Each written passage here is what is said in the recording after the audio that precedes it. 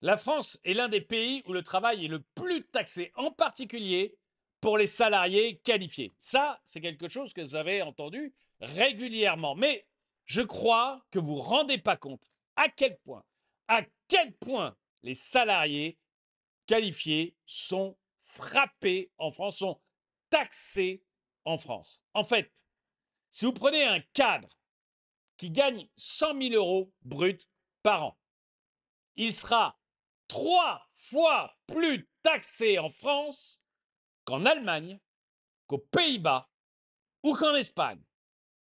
Ça veut dire que la France fait tout pour que ces cadres de haut niveau quittent le pays et aillent dans les pays voisins. Voilà pourquoi la France est appelée à devenir un pays du tiers-monde.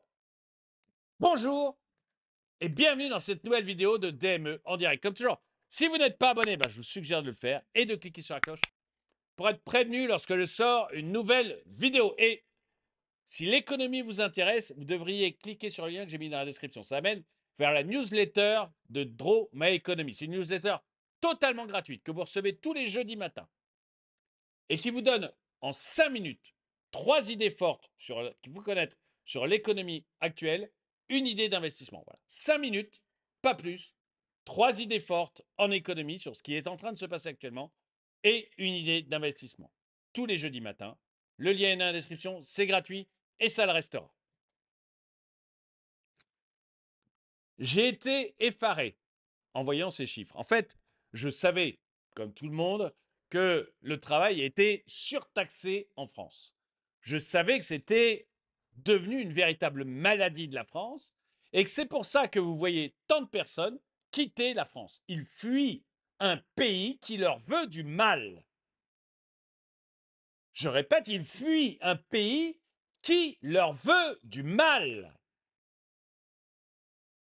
Et ils vont vers d'autres pays. Alors, évidemment, quand je disais ça il y a quelque temps, on me disait paradis fiscaux, paradis fiscaux. Non, l'Allemagne, les Pays-Bas, l'Espagne. Alors, à moins que de considérer que tous les pays, en dehors du Venezuela, de la Corée du Nord et de la France, sont des paradis fiscaux, à moins que l'on considère ça, après tout, on peut être d'extrême gauche, à moins que l'on considère ça, on est obligé de voir quand même que le travail est surtaxé en France. C'est travailler plus pour gagner moins en France. C'est vraiment ça. Et je vais vous montrer l'article des Échos qui en parle. Donc la France est un des pays où le travail est le plus taxé, en particulier pour les salariés qualifiés. Un cadre à 100 000 € bruts par an paie 3 fois plus de charges en France qu'en Allemagne, aux Pays-Bas ou en Espagne. Je dirais, vous voyez, pour quelqu'un de... Là, on parle de gens qui soit savent gérer des grosses équipes, des situations compliquées, quand ils sont cadres en activité qui ont mon âge, soit des gens qui sont des spécialistes de l'intelligence artificielle, des ingénieurs top niveau ou des mathématiciens, vous voyez, qui font de l'algorithme à donf. Là aussi, top niveau. Et tous ces gens, en fait, on les incite à quitter notre pays le plus vite possible. Même chose, vous avez mettons un influenceur ou pas forcément un influenceur, mais vous voyez quelqu'un qui est auto-entrepreneur, mais de bon niveau, enfin de bon niveau, de bons revenus surtout. 100 000 € bruts par an, il sait très bien qu'il va y arriver. S'il est de bons revenus. Quand il arrive à chiffre, il regarde, parce que ça, le chiffre, il est pour les salariés, mais il regarde même, lui, en tant qu'indépendant, il va obtenir exactement les mêmes chiffres. Qui vont lui dire, écoute, reste pas en France, va en Allemagne. Bon, l'Allemagne, c'est gris, mais va en Espagne, va aux Pays-Bas si tu veux, c'est superbe.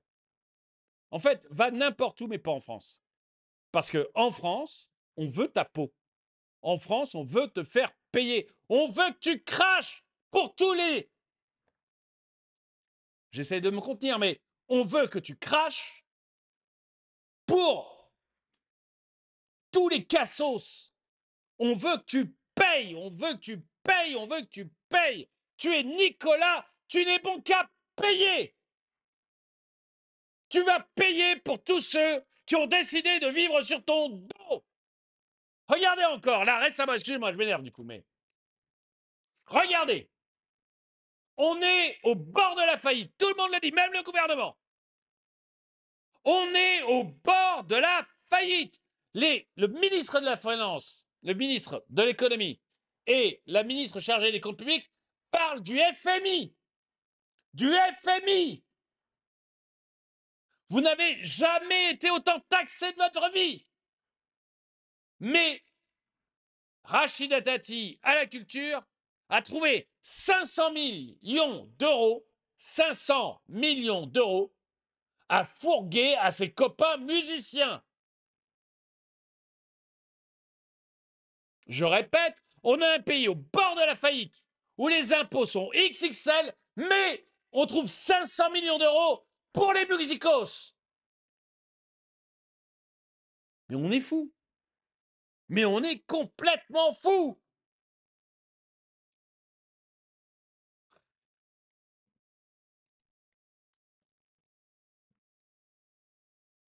Et c'est pour ça, pour des dingueries comme ça, que les cadres qui reçoivent des sommes importantes se disent « mais je pars, je me barre.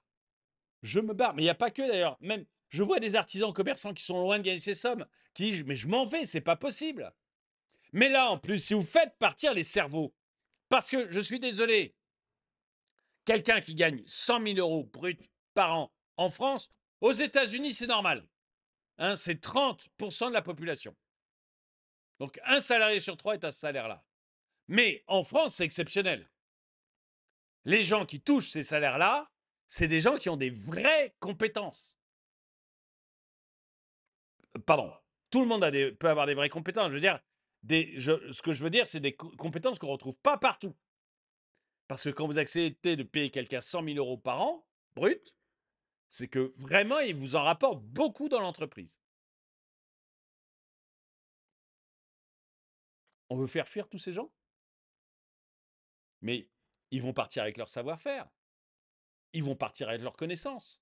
Nous, qu'est-ce qu'on veut? Nous, ce qu'on veut absolument en France, ce qui nous fait plaisir en France, ce qui fait le plaisir de nos dirigeants, c'est d'importer des bacs -12 et de virer, de faire partir, de faire fuir nos bacs +12. Et on pense comme ça qu'on va avoir un pays grand.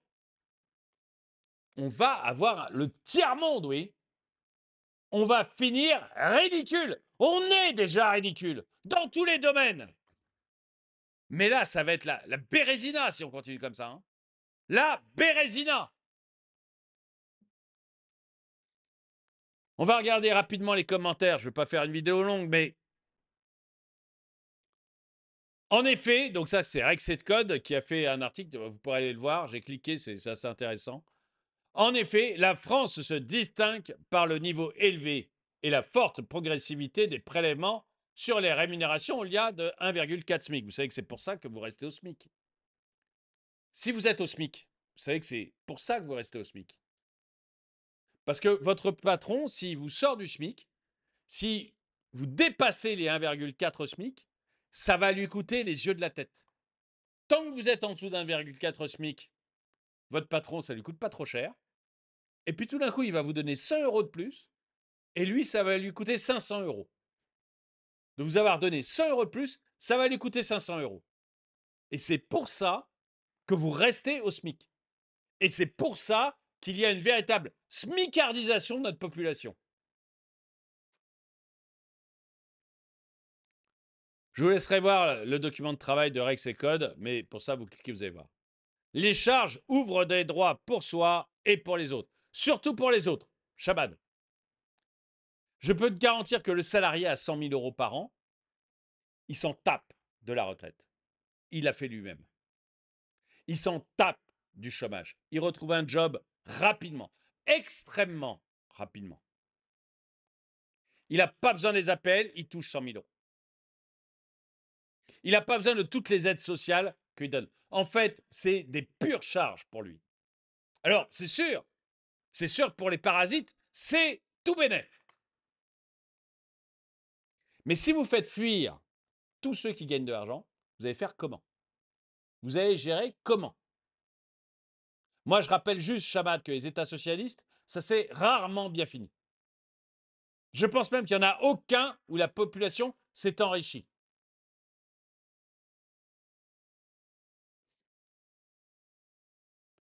Les copains, c'est plus de 5K par mois après impôt sur le revenu.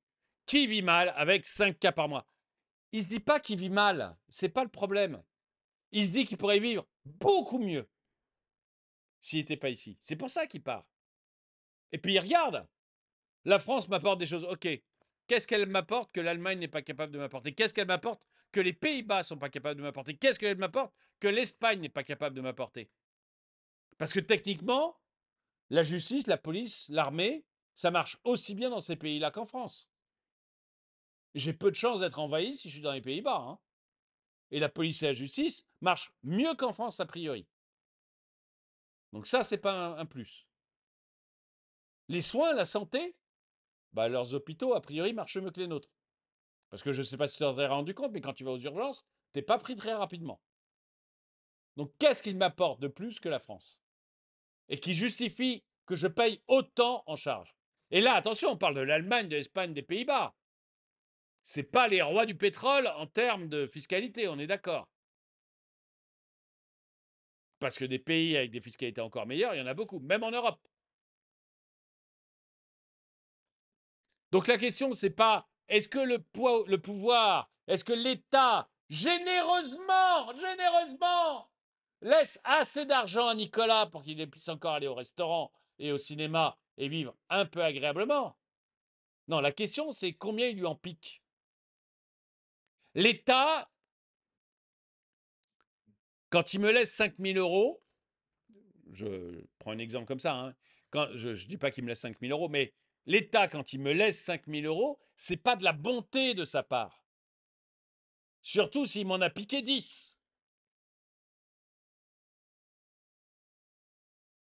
Vous êtes dans une logique d'esclave, Ghost. Tu es dans une logique d'esclave qui est ah, l'État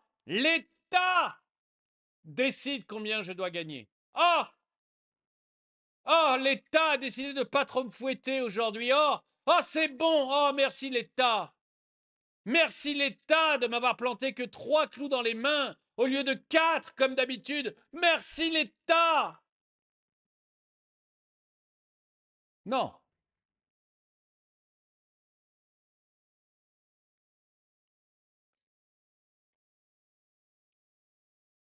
Et pourtant, nos services publics sont à la ramasse. Que font-ils? Du fric.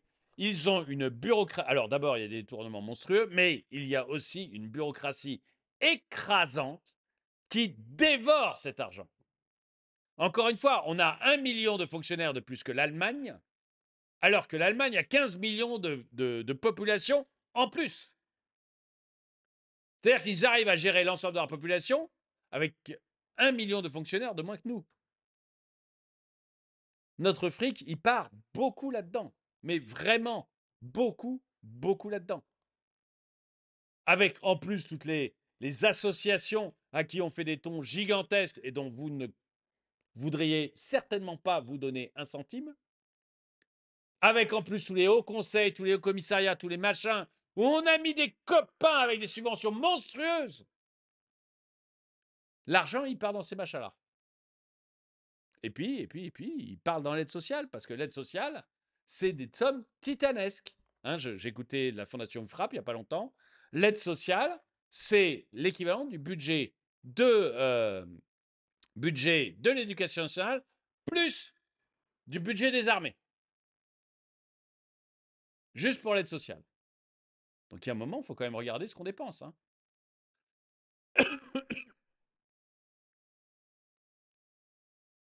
Mort de rire, il faut déjà trouver des cadres à 100K en France, ça ne court pas les rues. Non, mais c'est pour ça, c'est des très hauts potentiels. Je vous dis, aux États-Unis, c'est un tiers des salariés. Un salarié sur 3 gagne 100 000 $. Alors 100 000 $, ça ne fait pas tout à fait 100 000 euros, mais on se comprend. Un salarié sur 3 gagne 100 000 $ aux États-Unis. En France, effectivement, il y a peu de gens qui gagnent 100 000 euros. Mais c'est des gens, du coup, qui sont à très forte valeur ajoutée. Parce que pour que votre entreprise accepte de vous payer 100 000 euros, faut qu'il ait l'impression que vous en valez la peine quand même. Et là, ça veut dire qu'on fait fuir ces gens qui en valent la peine, qui en valent vraiment la peine de verser autant d'argent. On les fait fuir. Pourquoi ils en valent la peine? Parce qu'ils apportent beaucoup de valeur ajoutée. Et la valeur ajoutée qu'ils apportent, et ben maintenant, elle va se retrouver en Allemagne, en Espagne, elle va se retrouver aux Pays-Bas. Le problème, c'est pas la taxe, c'est ce qu'on en fait. Non, c'est les deux. Je suis plus d'accord, moi, avec cette réflexion qui dit ah, si les matins marchaient bien, les trucs marchaient bien, etc., je serais d'accord pour payer encore plus d'impôts. Non, il y a un moment où c'est confiscatoire, d'abord. Moi, je trouve qu'au-delà de 30%, ça devient délirant. Au-delà de 30%, ça devient délirant, à mon avis. Première chose. Et deuxième chose, un État qui commence à collecter 50% de la richesse nationale, peu importe le service qu'il fait, ça devient un État communiste. Et je n'ai jamais vu d'État communiste fonctionner correctement. Il y avait une meilleure photo d'illustration possible. C'est Nicolas qui paye, toujours. Je trouve ça terrible. Mais la vraie question est, c'est quoi les postes ou métiers où tu gagnes 100 000 euros par an? Je vous l'ai dit, vous allez dans l'IA, mais à bon niveau. Dans les algos, à bon niveau. Vous allez dans des cadres haut niveau en ingénieur, par exemple. Vous allez, enfin, pardon, des ingénieurs de très très bon niveau, des cadres haut niveau dans les belles entreprises. Là, vous atteignez du 100K. Il n'y en a pas beaucoup en France, hein. C'est pour ça que c'est des gens qui seraient bien de pouvoir les garder. Ah, charge, ok, parce que je suis à 40% plus prélèvements confondus et je doute que les Français soient à 120%. Bah non, les Français ne sont pas à 120%, c'est par rapport à l'Allemagne, à l'Espagne et aux Pays-Bas, pas par rapport à toi.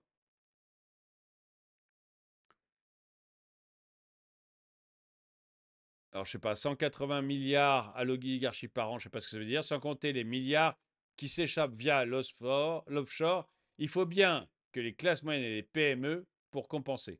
Ah, le néolibéralisme est une spoliation à grande échelle. Alors, moi, je veux bien, mon grand, puisque tu veux te faire rappeler Charles de Gaulle, pourquoi pas, mais notre pays, c'est 58, l'État représente 58% du PIB de la France et il prend en taxe presque 50% du PIB. On est le pays le plus taxé du monde, on est le pays le plus redistributif du monde. Moi, je veux bien que tu appelles ça le néolibéralisme, mais dans le langage normal, c'est le communisme. Mais comme tu as été matrixé à l'école par des profs de gauche, par une idéologie de gauche, tu crois encore qu'on peut être néolibéral et prendre 50% de la richesse créée dans le pays. C'est merveilleux. À quel moment s'arrête le néolibéralisme? Quand on est à la gauche de Mélenchon?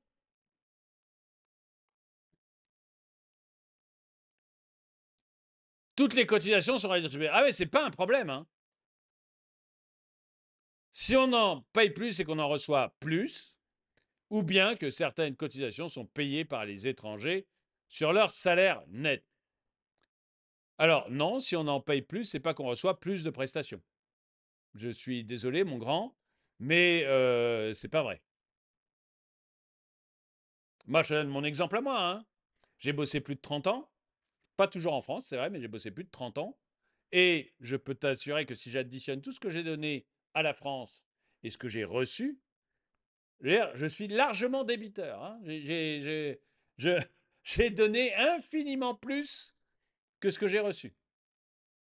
Donc, je ne conteste pas que l'argent que l'on donne en charge sociale paye derrière des gens qui ne bossent pas. Ça, je suis d'accord, hein, dont de nombreux parasites. Tous les gens qui ne bossent pas ne sont pas des parasites, mais il y en a quand même un paquet. Ça, je le reconnais. Mais c'est pas parce que je paye plus que je couvre plus. Ça, c'est faux.